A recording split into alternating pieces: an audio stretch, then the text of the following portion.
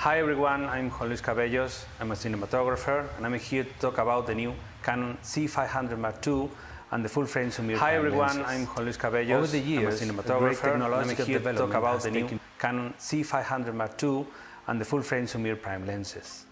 Over the years, a great technological development has taken place in film industry. New cameras, lenses and lighting fixtures, an unprecedented level has been reached in terms of quality of image. The main camera manufacturers have recently taken a step forward in terms of sensor size, adopting a new standard, the classic full frame used in still photography. New cameras with the highest image standards but expensive, which means that they are not accessible for all productions. Last year, Canon launched the new C500 Mark II, a new camera that meets the highest image quality standards with a quite interesting features at a reasonable price. Full frame sensor, internal 5.9K raw light 12 bits and a very handy size. The first thing I would like to emphasize is the image quality of the camera. Interesting colors, full of nuances, wide dynamic range with good response both in high and low lights, and an excellent signal-noise ratio. One of the coolest things about the full-frame sensor is that it subtly modifies the way we visually tell stories. There is an interesting change of perspective because full-frame cameras require the use of lenses with a higher focal length for viewing angles equivalent to Super 35. When working with lenses with a higher focal length, the depth of field can be reduced to really narrow edges. We can direct the viewer's attention in a more precise way to those elements or characters that are interesting. Also, this can emphasize the three-dimensional feeling because foreground and backgrounds appear more out of focus related to the subject. Another great value of this camera is the possibility of shooting in 12-bit files in internal recording. This factor places definitely the C500 Mark II on a higher level than any other camera on its range. The kind of production in which it can be considered is quite wide. Feature films and TV series with or without VFX, advertising movie or even documentary cinema where the production design is usually smaller. Working with raw light files also allows a great freedom of action since the working margins in post-production in each shot is much greater than working with a processed codec. I'm convinced that the look of a film has to be worked on the set. Having the possibility of working with raw files gives me the tranquility that the final color grading will be much more precise and interesting. At an operational level, the camera couldn't be easier. It's a comfortable and simple interface that can be adapted to any shot. You can customize the function of many assignable buttons, and the exposure and focus assist tools are easy and standardized. The internal neutral filters are also very useful as you can adjust the exposure without making drastic adjustments to the aperture. Usually I like to decide the aperture before shooting and be true to this decision, as it gives me visual coherence. It's a really small and light camera which allows to be used in small spaces such as cars or lifts, or to be mounted on devices such as drones or gimbals. In addition, if we are working in a handheld production, we can be sure that at the end of the day, our bag will be in one piece. Lens mounts are easily interchangeable, and it offers us the possibility to work with almost any lens on the market, wherever the lens coverage is, and for both EF or PL mounts for the three sensor modes: full frame, Super 35 and Super 16. Sumire prime lenses have been the other great discovery. They are warm and soft with a very controlled contrast. Making drama or advertising, one of the most important things is to take care of the close-ups. When people look at an image, they are looking at the real faces of the actors. Our job is to make that faces interesting for the audience, and the Sumires make that job easy because they work very well the skin tones and textures. Nowadays in film industry there are a lot of options to choose from. But if you're looking for a beautiful color and skin tones, great dynamic range, solid ergonomics, then this is the C500 Mark II. It's the camera for your production, actually for any kind of production. And of course, the Sumire primes, the perfect combo to create beautiful images.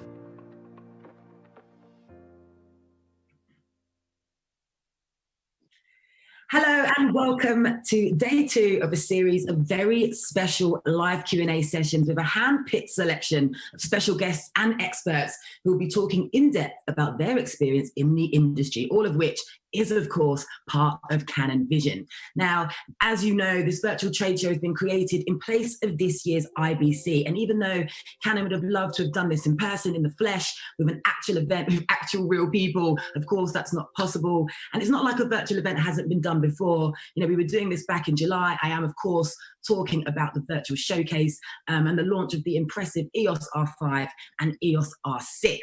Now, let me just introduce myself. So for those of you who don't know me, my name's Lucy Hedges. Hello. I'm the technology editor for the Metro newspaper in the UK. I'm also a BBC travel show presenter and just all-round gadget enthusiast. So I'm really happy to be here this morning talking to you guys. We've got a really exciting day and session for you, so I'm really happy to be involved. Now, as you probably know, there's been lots of exciting new announcements. Yesterday, as Canon shone the spotlight on a range of inspiring new products for independent filmmakers, cinematographers, and of course, the broadcasting industry. So let's have a quick recap of what those products were or are. Okay, so first up, we got the EOS C500. This is a cinema quality camera in a distinctively compact body, which just happens to be the first cinema EOS camera to incorporate the RF mount, and it's the most compact and lightweight cinema EOS camera to date. So you're looking at a pretty sophisticated shooter that bridges the gap between mirrorless and digital cameras and is packed to the hilt with the latest technology and a serious amount of innovative and intuitive features. I'm talking about 4K shooting at 120 frames per second with audio recording, might I add, built-in ND filters, touch autofocus, improved dual pixel autofocus with intelligent tracking. We've got a touch interface and intuitive and customizable controls. There's so much to sink your teeth in, all of which give it the potential to become one of the best cinema cameras around. Canon's vision, you know, it involves taking super 35mm movie making in an exciting direction with a camera that wants to transform the way films and video are made and to ultimately transform the way that photographers and videographers work in order to meet the diverse and evolving recording equipments of the industry. Next up, there's the mount adapter, the EOS R 0.71 times. This mount adapter gives users access to an extensive range of the Canon EF mount lenses while paving the way to expand creative capabilities for even more shooting freedom. And then finally, a product that demonstrates Canon's commitment to lens innovation. That's the CJ20EX5B. It's a high-performance broadcast lens that's been engineered to resolve an outstanding level of detail across an equally outstanding zoom range. So that's the new product that's been announced. So what can you expect from today's live session? Well, Canon has invited a selection of guest speakers and a brilliant bunch of, you know, inspirational and all knowledgeable guests of all kinds of different backgrounds to talk about their experiences in the industry, projects and shoots they've been involved in, and of course, the Canon kit they used to do it. So this is a brilliant opportunity for you guys, the audience, to be inspired by fellow filmmakers and other people who love nothing more than to arm themselves with a camera and serious amounts of creativity. So we're going to be diving into a variety of really interesting topics today during these live sessions, so it's certainly worth staying for them all. It's also worth mentioning that the sessions will be available to replay later on the Canon Vision platform in case you missed one or you just want to watch it over and over again. And make sure you keep an eye out on the Canon Pro social media channels to take a look at more content shot on the Canon products and of course loads of other cool content as well. Just head to Canon EMEA Pro on Facebook and Twitter. It's social media. I'm sure you know exactly what you're doing. So just before kicking off with our guests, I just want to give you a bit of an overview of what this session is all about. So joining me today, this morning, on this Q&A is director and DOP Juan Luis Cabellos to discuss how full-frame influences cinematography. Also joining us on this session is Barry Griffin, a product expert from Canon UK, who can talk to us a little bit more about the technical side of Canon's kit and what this means for filmmakers. Now, before we kick off with Juan, I just want to say, it goes without saying that we would love to hear your questions. So if you've got anything you want to ask our special guests, our DOPs, make sure you fire them over. Don't be shy. We would love to hear them. Okay, so let's kick off with our Q&A, shall we? Juan, how are you? Hi, good morning. I'm fine. Thank you. Yeah. Thanks for having me. Oh, it's a pleasure to have you. Thank you so much for taking the time to come and share your experiences with us this morning. It's a pleasure. So you've got quite an extensive career. You've been working in film for over 20 years. So can you just tell us a little bit about yourself? Yeah, well, it's a long way. It's a long journey. I've started working as a loader in 1996. I was doing commercials and music videos and so on. And after that, 3 years later, I take a step above and working as a assistant camera AC, doing documentary films. So we went for 3 years working, traveling around the world, doing documentaries, and that was an incredible experience. I've learned a lot of people, of cultures, and so on. And I'm pretty sure that experience influenced me in the way how I understand the light. Mm-hmm. Of course, at that time I was the assistant camera. I wasn't the director of photography, but the director of photography, Javier Suarez, which is a great man and great cinematographer, involves me a lot on the job, and I have learned a lot from him. Yeah. After the documentary films, I went to I have a job. I get a job on TV. I work for a few months on camera as a cameraman on TV news, and that didn't last long because I realized it's an obvious thing, but I realized that I have to follow the events. And working on movies, the events follows you. And if you want to have control of your image, this is the only way to work. So I quit the news, and in 2002 I started. It's 2003. I started to work on a school. I received an offer from my alma mater, CEV, to help them with the practical classes. Yeah.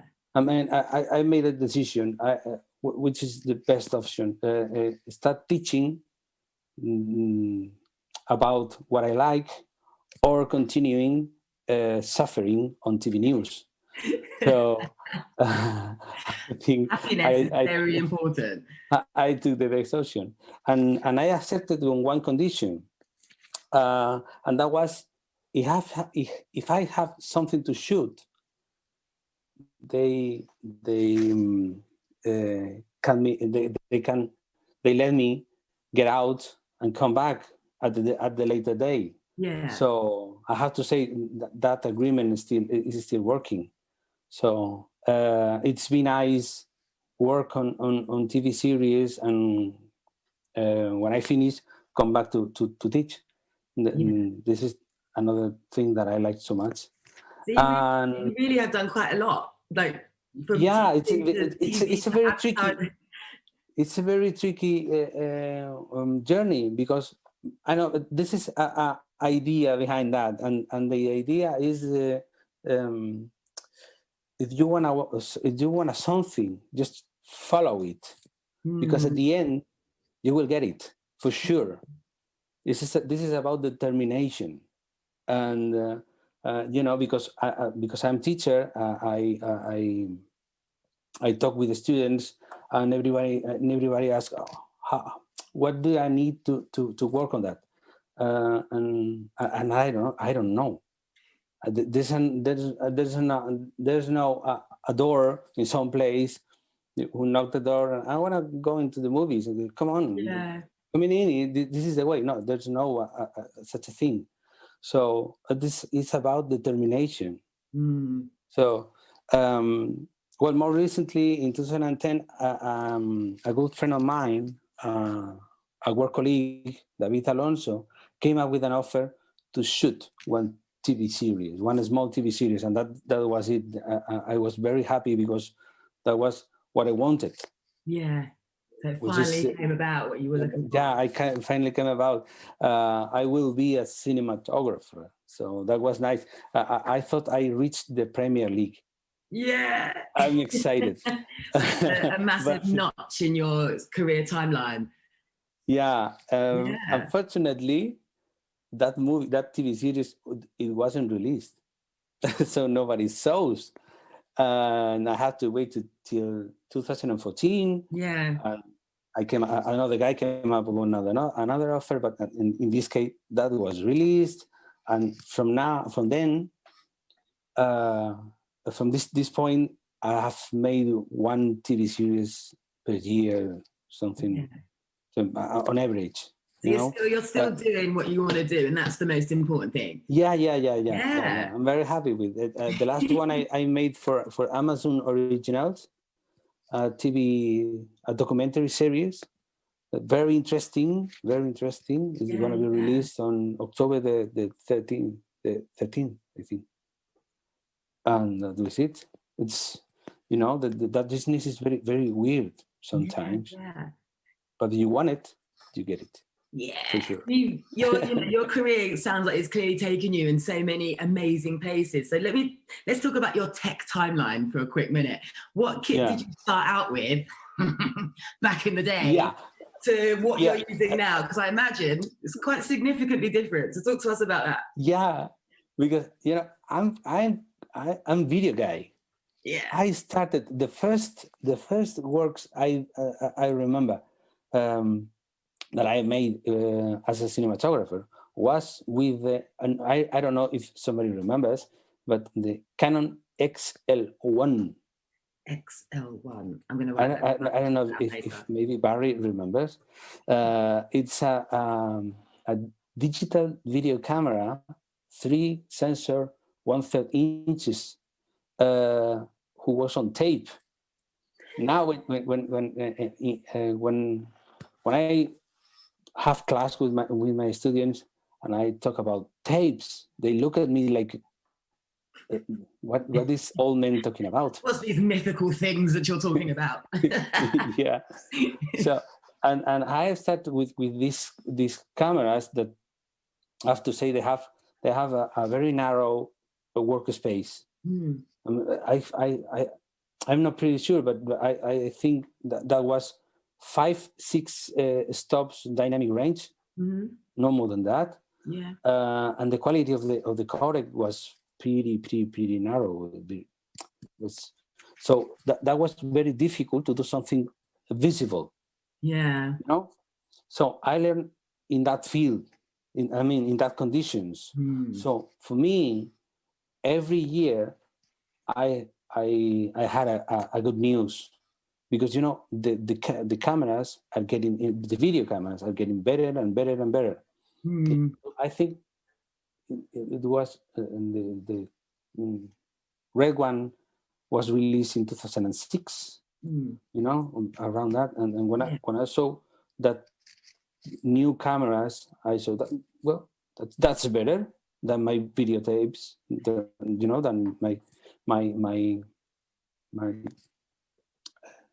my camera, the cameras that I used to work with. So I didn't start as a cinematographer with film stock. So I don't have the feeling that at one moment I have take a step back. Yeah. So because I've learned with those cameras, I'm very comfortable with any camera I just when something come up, when something new is released, I made my taste. I look for the weak points, and I was trying to avoid it. You know, just as simple as that. Where's the weak points?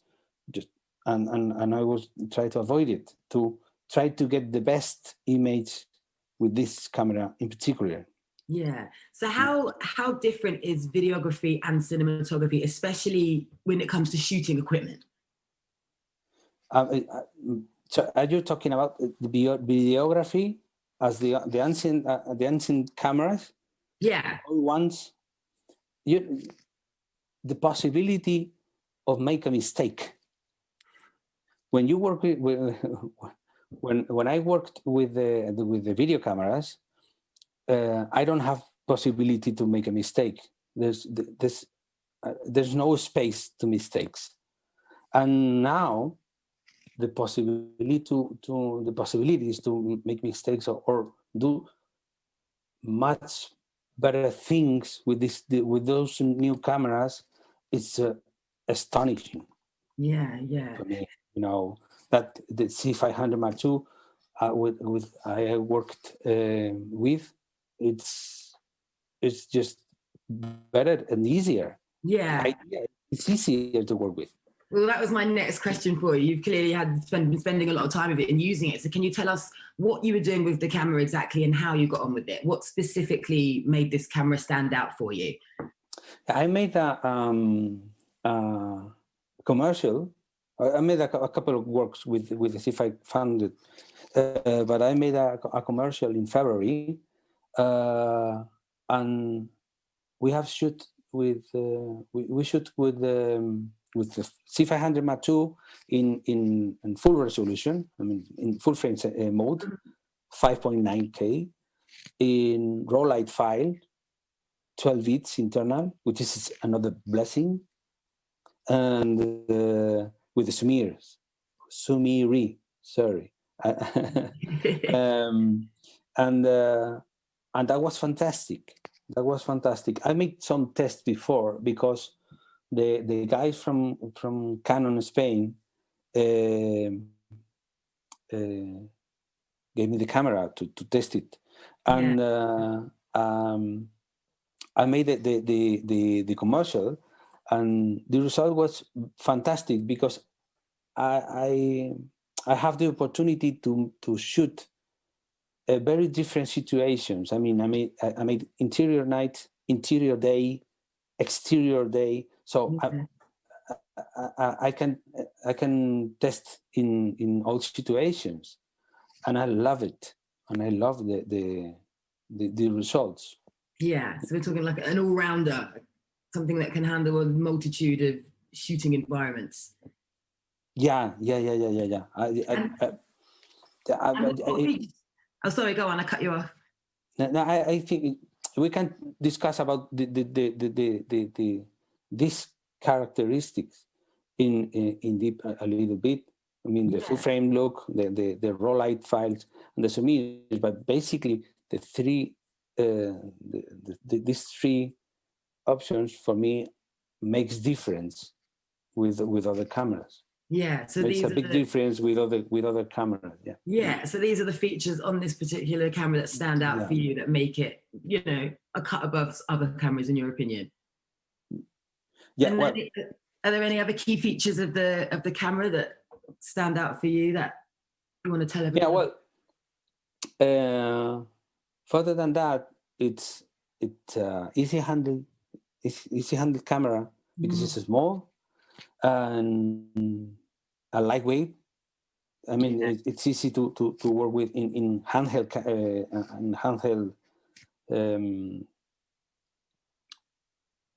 position.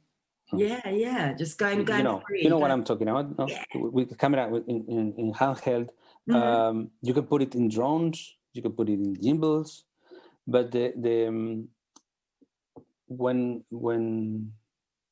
I'm shooting, I like to work with the cameras that makes my life easy. Yeah.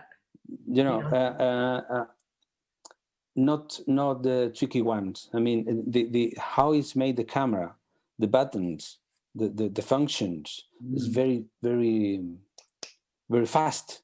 Yeah. You know, the tools are standardized and just they are there.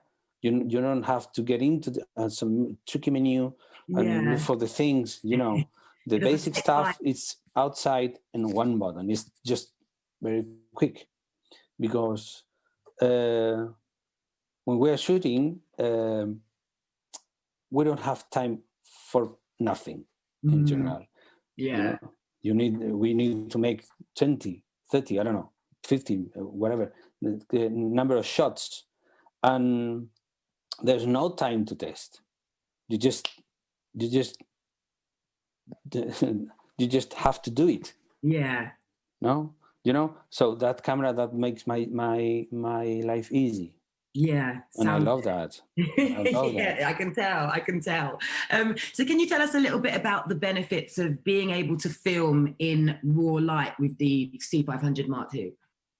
Yeah, well, for me, one of the most important aspects to work with is the quality of the file. You know, it's more important for me, the quality of the file, than the resolution. Because we are always talking about the resolution, you know, but for me it's much important the quality of the file. Yeah. In this case, we have both worlds, which I'm very happy with. You know, we have a high resolution and a very good codec. I mean, the raw light file, it's raw light 12 bits.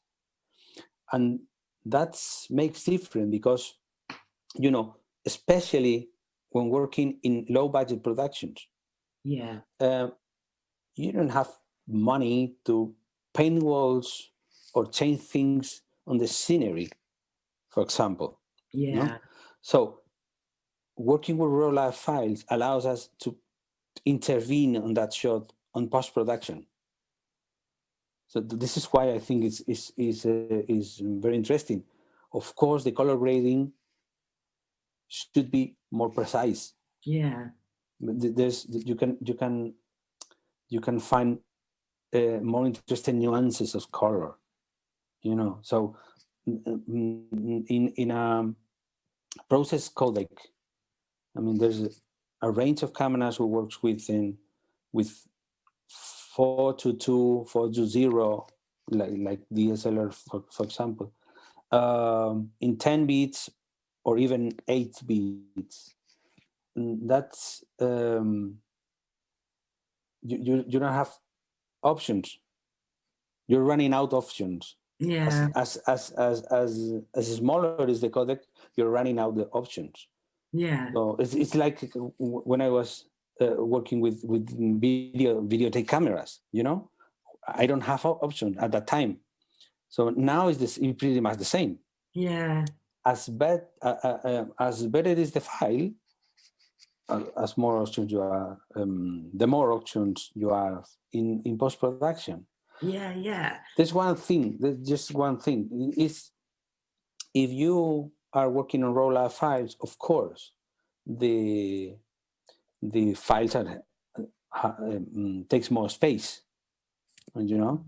So you have to have a powerful computer to do the copies and the backups. Yeah. And you have to spend a little bit more money on hard drives. But these days it's not so expensive, the hard drives thing, but I think it's worthless. No, it's worthless. No, the opposite. I think it's worth it. It's worth it. You know, it's cheaper than paint walls or change sceneries. Yeah, that is expensive. And this is why I think it's quite interesting to shoot on raw light. I mean, in commercials or TV series. Yeah, of course. So just about 5 minutes ago, you mentioned the Sumire prime lenses. So can we just talk about those for a sec? What did you obviously really love them? It's one of your top 3 things that you love about this camera, but what specifically do you like about the range? The Sumire is I think for me, the most important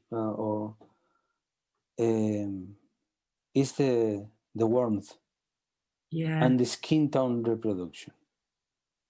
This is the thing that I like the most. This gives it a the warmth and the skin tone reproduction. Yeah. You know, the movie is 90% about faces. It's 90% about faces, you know. So it's very important these days the lenses that you're working with, because you know the old cameras all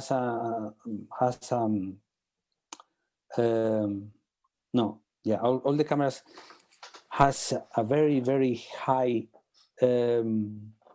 technology in capturing images.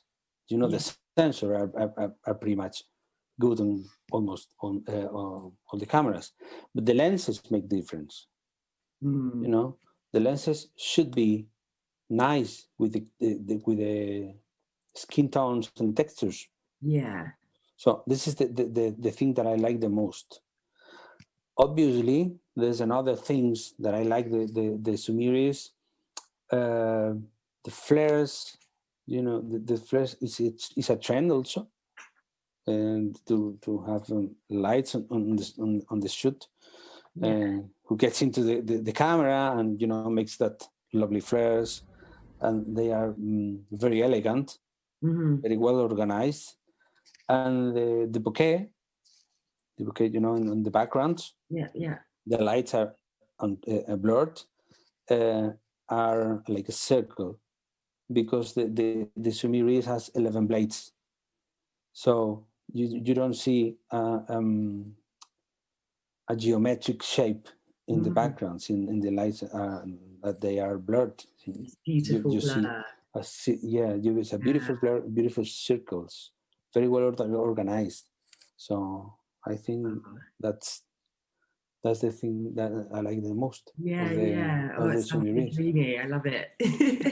So, Juan, as you know, this session is all about how full frame is influencing cinematography. And you know, you're a huge fan of full frame, but why? And why do you think it's influencing cinematography? Yeah, well, you know, there's a one thing that depends on the sensor size. The full frame sensor is bigger than the Super 35, which is the standard. You know, for many years is the standard. So to get the same angle of view, you have to work with longer focal lenses.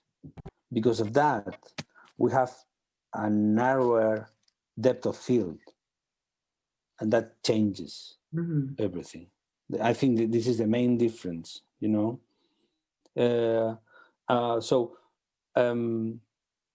Many times, the most important thing for a feature film, in a feature film or on a TV series, is what happened to the characters between them.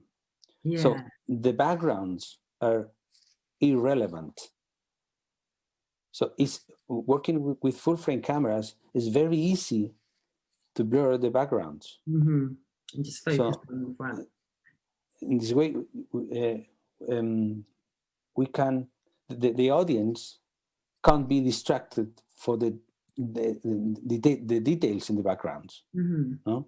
So this is where I think changes in comparison with the Super 35. Yeah. Easier to get focus, to get the control on the audience attention.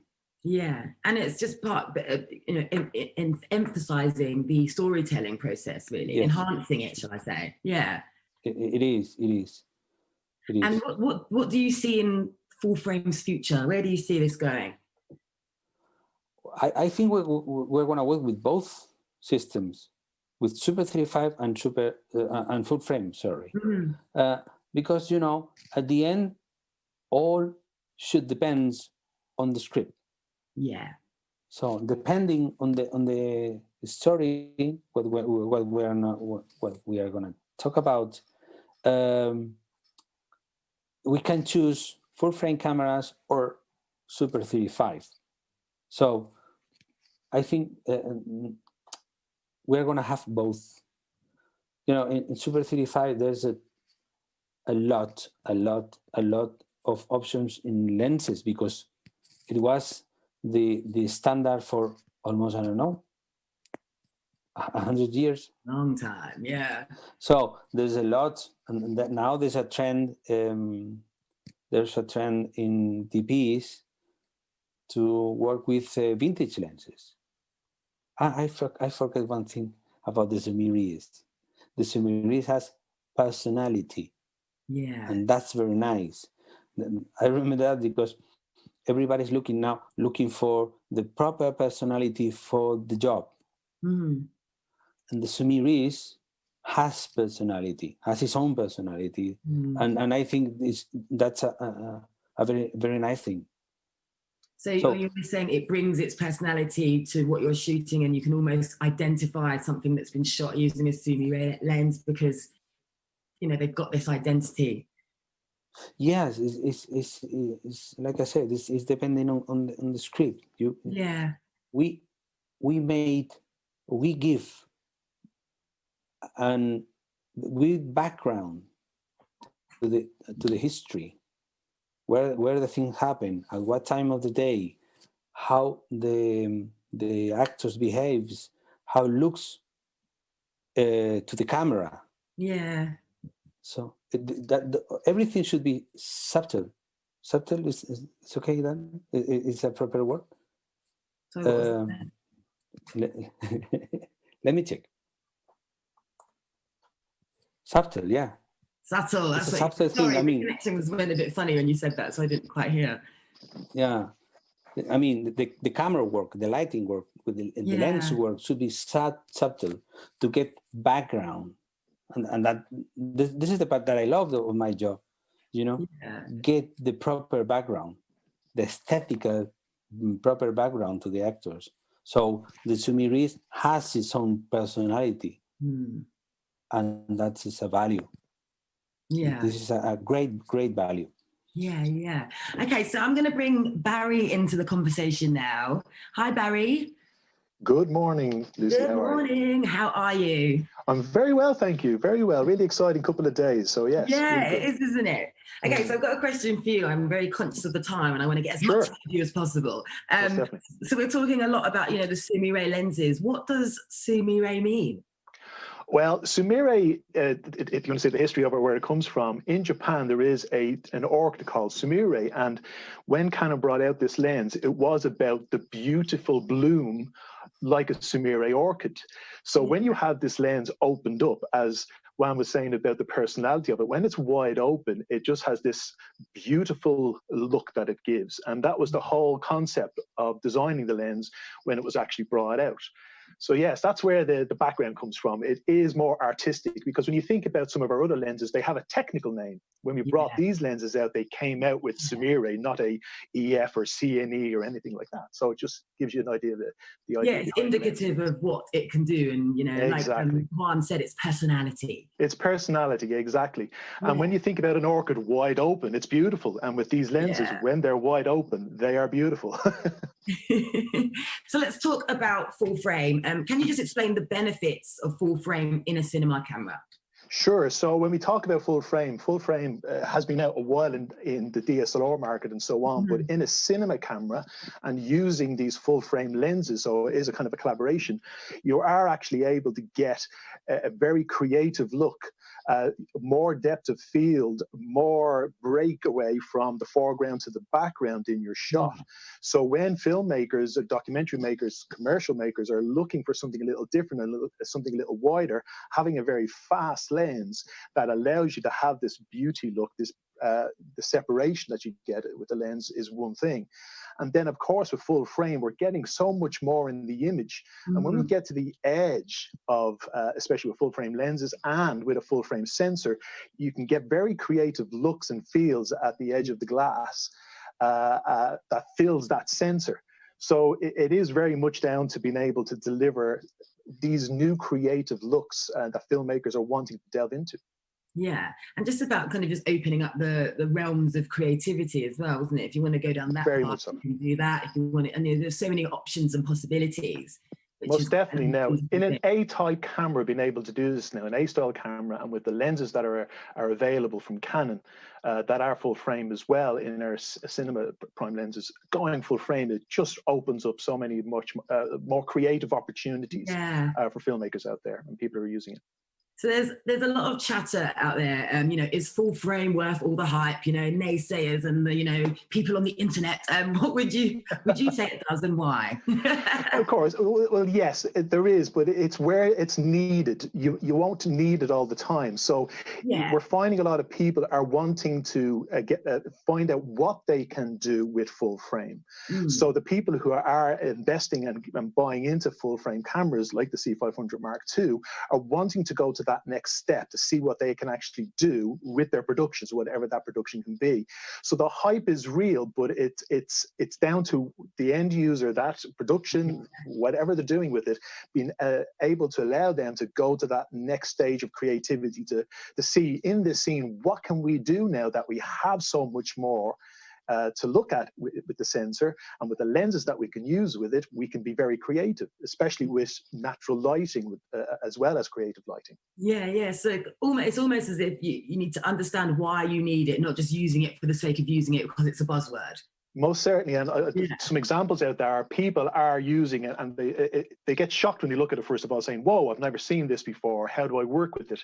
So it's a great education piece as well for people moving that way and wanting to see what they can actually do with full frame. So the hype is true, but it's down to where people want to actually use it. Yeah. Juan, I've got a question for you. We spoke brief earlier, how full frames benefited you, but can you kind of give a few other examples on productions where full frame has really worked for you? Like I said, in productions where the main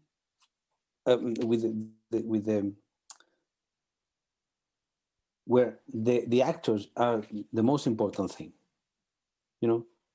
it's basically that where the backgrounds are not relevant, that kind of productions, I think could be worth it. Use the full frame sensor. Yeah. And well, if you want to work with the Sumires, I think it's a good option to choose working full frames. But basically, if you want to get the attention in one point, not closing the shot, because with full frame you can do it a medium shots, blurring the backgrounds easier than Super 35.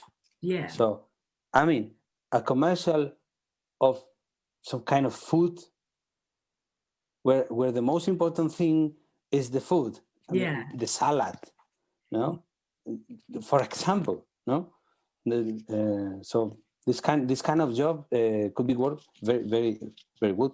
Yeah. So Barry, as Juan mentioned, the C500 Mark II, it came out a year ago, compared to the C70, which was announced yesterday. So how does it differ, and where does it sit in the full Canon Cinema EOS lineup? Okay, when you're talking about where it sits at the moment, it's on the top tier of our Cinema EOS ranges at the moment. And when you're looking at what it offers, of course, it's the full frame that it's offering straight away. It's a 5.9K sensor that's in there. So what that delivers, depending on the codecs you're using, because you can shoot 5.9K cinema raw light, so that allows for, in post-production, so much more flexibility, being able to move around the image in post-production if needed, but also in oversampling, the image quality is just that little bit extra quality in the image. And then with that as well, in other codecs available, so your compressed codecs like XAVC, you're oversampling from that. So even if you're shooting in full HD deliverable, as you're giving it a full HD package, you're getting it from this wonderful 5.9K sensor. So that's where that benefit is. We're looking at other things, as I've said, the cinema raw light being in there, the modularity. I actually have the camera here. Now, if you look at the size of this camera, being a full frame camera, being able to strip it down, put it on a gimbal, put it on a drone, simply using it handheld, it's very light and very nimble and easy to use. And because of the modularity of it as well, we can add on Canon accessories. We have extension units. We have a user changeable mount to change from the EF mount to a PL mount or an EF lock mount, user changeable as well. So the flexibility, the modularity, it doesn't matter what kind of production you're actually wanting to shoot on, this will be able to sit in there and do multiple jobs. That's a key thing with that. And when you're talking about the C70, which is a really exciting camera, and I do have that with me too as well, just to talk about it, we can see. So this one is small, it's a handheld camera. It's not modular, as in I can't add on any extra units to make it a bigger production camera because it's designed to be a single handheld simple unit. This doesn't have the user changeable mount, but it does have the RF mount. It's Super 35 versus full frame. It does have the DGO sensor in here, which is really exciting. But the benefit is with the two of these cameras, they will work so well together. Your A camera, your B camera. So you can see that kind of succinct thing going on with both of these cameras being able to work in the production and in post-production then being able to deliver a similar look. You don't have to do too much work with it. I like that. They complement each other well. Yes, very much so. That's the whole thing with the Cinema EOS range as well when talking about Canon. They do, it doesn't matter what camera you're using, if you're using multiple cameras on a production, post-production is a lot easier because matching in post is a lot easier. Yeah. So you mentioned, you kind of touched on it very briefly, 5.9K, you know, we're in a time where most of us have only just about got a 4K TV. What is the need for this higher resolution? As I was kind of going into it, the higher resolution, what we're able to do is in post-production or the quality of the image, we're getting a higher resolution, but we can deliver it in a lower package. So we can deliver that in 4K, but the image quality, the sharpness, the detail that it's delivering is higher than 4K. So when you're playing it back and looking at it on your 4K TV, or if you're delivering it in a full HD package and it's going on a full HD TV, you're still getting that image from a higher resolution. So we've just got all that beautiful look, the color, all the rest coming down into whatever resolution we need. And then, of course, in post-production with codec, we have the choice, the flexibility of moving around a shot to compose the shot even in post-production, having a higher resolution when delivering in 4K. So it's about arming people with more flexibility. That's it. You've got a bigger tool to work with. It doesn't matter how you're delivering that. So many manufacturers are now making full frame cameras. So what now stands a camera apart from the rest of the full frame options out there? Oh, well, crowded. It's getting crowded. I'm going to hold it up again. Look at the size of the camera, the size and weight of this camera when we're talking full frame. When you think about large cinema cameras and production cameras, they can be 2-3 times the size of something like this. We can make this bigger. This is the flexibility of the modularity of the camera, being able to put on extension units that allow us to have more outputs, add extra power, put more batteries onto it is there as well. But we can strip it down where you have this type of camera that can be put into very tight places. So even as if you're using a larger production camera, this full frame camera, I could put this into a tight corner to take some creative scenes and have everything I need on it as well. So that's one key thing on it. With theirs as well, the user changeable mount. So being able to just get yourself, purchase a PL mount and yourself remove 4 screws, quickly change the mount over, opens up the world, as Juan was saying, about being able to use PL mounts, EF mounts, and so on. Huge array of lenses can now be used where you can change it yourself. So a lot of key things there. And internal RAW. So with this camera on CF Express cards, I don't have to add any extra devices on here to do external recording for higher bitrate codecs going up to 12-bit. It's internal. So again, keeping that size, it really gives the flexibility even for the codec for post-production. Yeah. think one of the main things, and taking size is just so important, and it just opens up so many doors to be able to do so many things. And you've got a clunky, unwieldy, cumbersome bit of kit, which I'm sure both of you can remember back in the day. You know, going from something like that to something like this, it just makes production so much more incredible. You can get so much more out of it, and it's really cool. It's really interesting just to see that transition and how they've evolved so much to the two kind of really amazing cameras you've got down there underneath your desk. What else have you got, by the way? You're just like... Oh, you don't want to see the rest of my floor here. It's a bit of a mess, but I have the two priorities down here, the two cameras just to my left when needed. I know some people like to kind of get an idea of size. So. Yeah, no, I love that you brought some show and tell. So Juan, you know, you, like I said, you've been in the game for a long time. I've got to ask you, what is it about Canon that you love? What is it that keeps you coming back to Canon?